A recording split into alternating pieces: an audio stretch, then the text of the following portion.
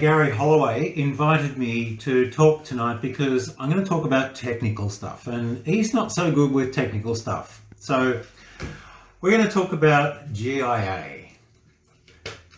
GIA is kind of God in the industry. They do these grading reports on diamonds. They cost a lot of money, but they make diamonds more easily saleable because there's some sort of consistency in the grading system. The problem, though, is that most of the grading system was invented in the 50s. It's pretty old tech, because we're going to talk about four things tonight. We're going to talk about four problems that I think are the main problems that GIA cause for you as a consumer. You can use this information to get a good diamond for yourself, because this cut-nut bloke really wants to change the world, and he's done a fair bit to achieve it in actually changing the way people buy diamonds. One of the things that he's done is he's come up with this chart, right? So all of the red diamond dots here are ideal scope images. They're this thing that I've invented called an ideal scope. And you can get one for yourself by just contacting us, and we'll send you this with an instruction sheet, and you can see whether a diamond's a good cut or a bad cut. All right, so basically all of the proportions of crown and pavilion angle that are underneath this black line are the ones that I approve of. And all of the ones that are above that line are ones that I disapprove of. And these are all the GIA excellent proportions. Now you might say, well, that's not too bad. You only disapprove of half of them.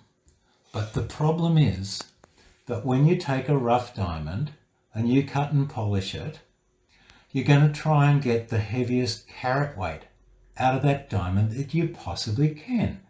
Because carat weight is king. It's the most expensive of the parameters. It's the only one that most people ever remember about their diamond. I've got a 1.5 carat diamond, whatever. So what happens is that 90% of the diamonds fall in above this line because they are usually able to squeeze or cheat or swindle, which is a Belgian word that I think got into the English language, swindle, into this proportion of the GIA excellent cut grade. And they're the ones that I would tell you don't go near.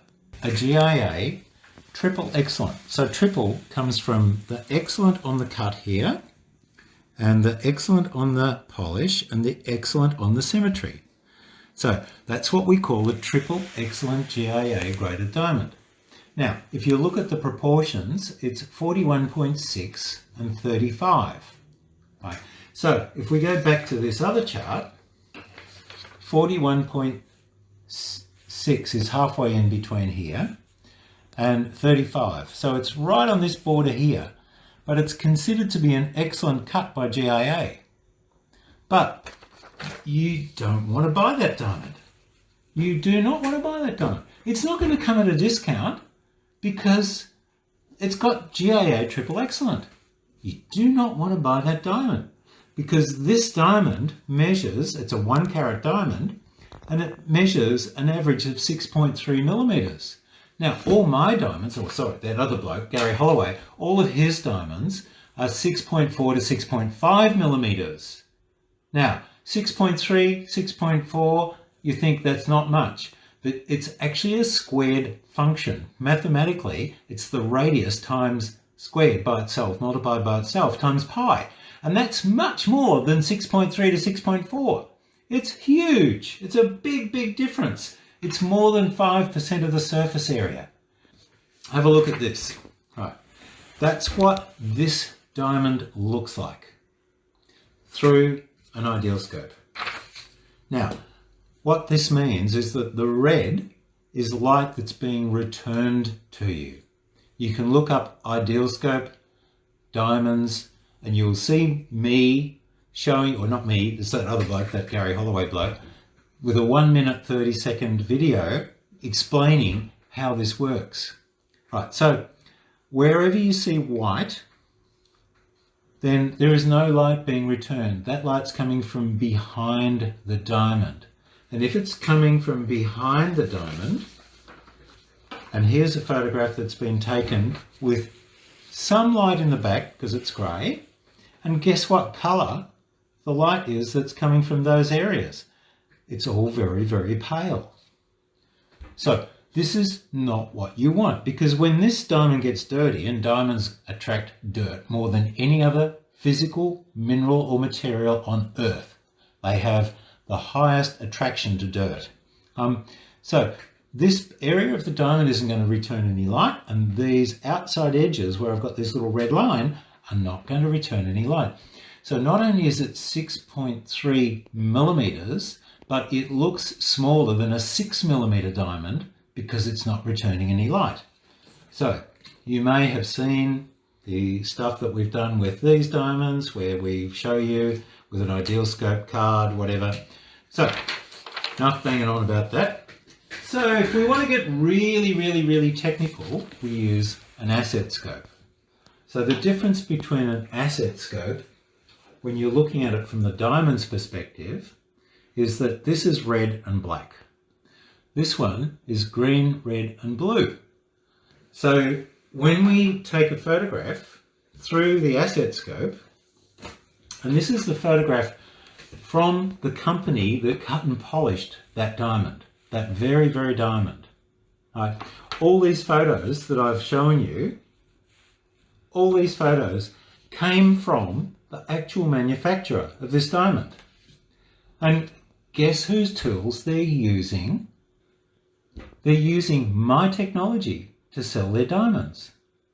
They're using the technology that I invented. So guess what? I kind of know how to use this technology. And I can look at this picture and I can say, whereas there is some red, pale red on the outside of here, in actual fact, that's green in this image. And that green means that the light is coming from a very low angle. So it's coming from the walls, and if you're lucky enough to have a window, you'll get a little bit of a spark of bright light. But for the most part, the only area that you're going to see with any sparkles in this diamond is the red. And it's less than half of what you see going on. So here we have a grading system developed by GAA. And they say that this is an excellent cut diamond. Well, I'm telling you here today, tonight, whenever you're watching this, that that's crap. It's absolute bullshit.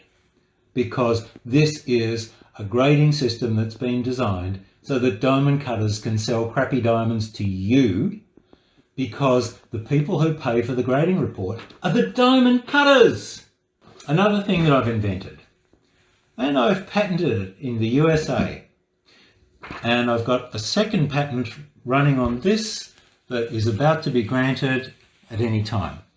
So the patent over here is that if you put the proportions from the GIA grading report into the Holloway Cut Advisor, it will tell you that this diamond rates 5.3, where 0 to 2 is really good and 10 is crap.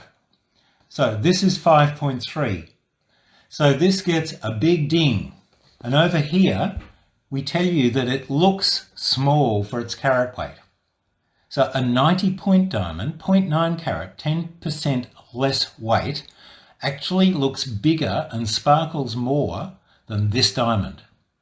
So if that's not a travesty of justice, I don't know what is. But back to what GIA do. They will tell you that the diamond is natural, not synthetic. They'll tell you that it's not been treated, it's not been faked in any way, shape and form, and there are a squillion fake ways that you can fake a diamond. You can treat them so that the colour improves with radioactivity. You can treat them with high pressure and high temperature treatments, the sort of machines that are used to make synthetic diamonds. So there's all sorts of ways that GIA are actually necessary. They are very necessary. And one of the best ways that they're necessary is that they tell you stuff. So here they tell you on this round diamond grading report all the proportions for the diamond. Now that's really good because you can use my technology and my stuff to see whether it's a good diamond or not. You can go onto hollowaycutadvisor.com and pay me $1.50 or something, and you'll see whether I think it's a good diamond. But again, they have limitations. So here's a GIA grading report, and here's the cut grade excellent for a round diamond. And you can see that we've got all these proportions out here, right? We've got the crown angle, the pavilion angle, the depth percentage of the pavilion, the depth percentage of the entire stone, the table size, the girdle thickness, the star facet ratio, the lower girdle ratio, all this huge amount of data we've got. And they have this grading system of excellent, very good, good, fair and poor. And it applies here to the cut grade and to the polish and the symmetry. But now let's have a look at what we've got with an oval diamond, or for that matter, any other shape of diamond. GIA give us this table size and this depth percentage. Totally useless information. They don't give us a cut grade for fancy shaped diamonds. Why do you think they don't give us a cut grade for fancy shaped diamonds? Well, that's pretty simple. They don't know how to do it. They just don't know how to do a cut grade for a fancy shaped diamond. Inclusions. Both of these diamonds, you can look at these on the diamond grading, the diamond buying guide on our, we'll put it up on the thing later anyway.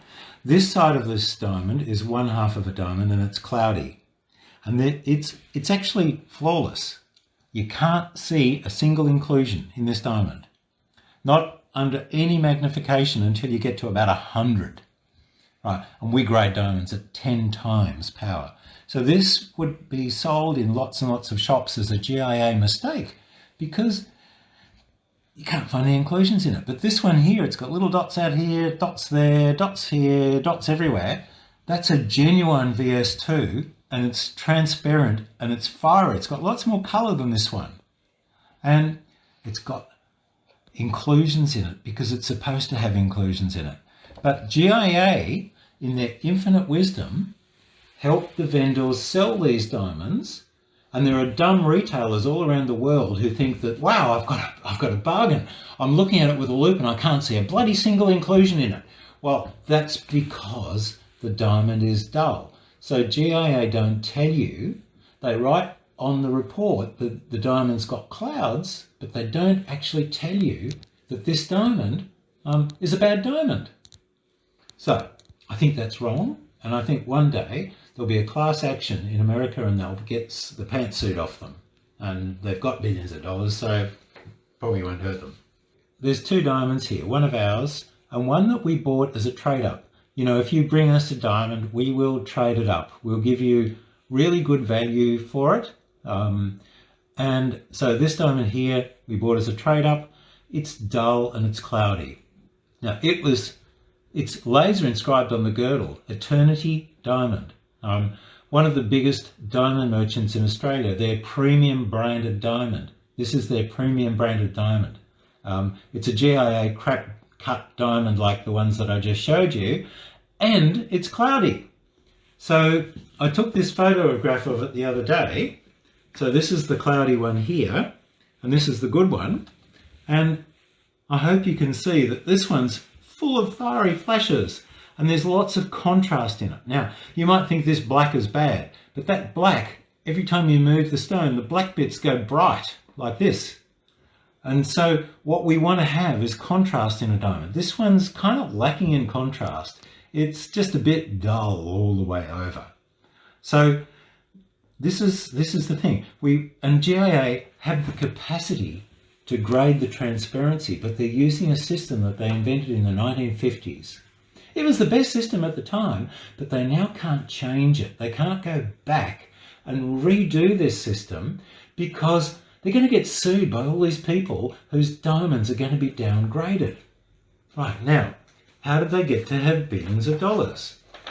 Well, There's a few million diamonds get sent to GIA each year to be graded.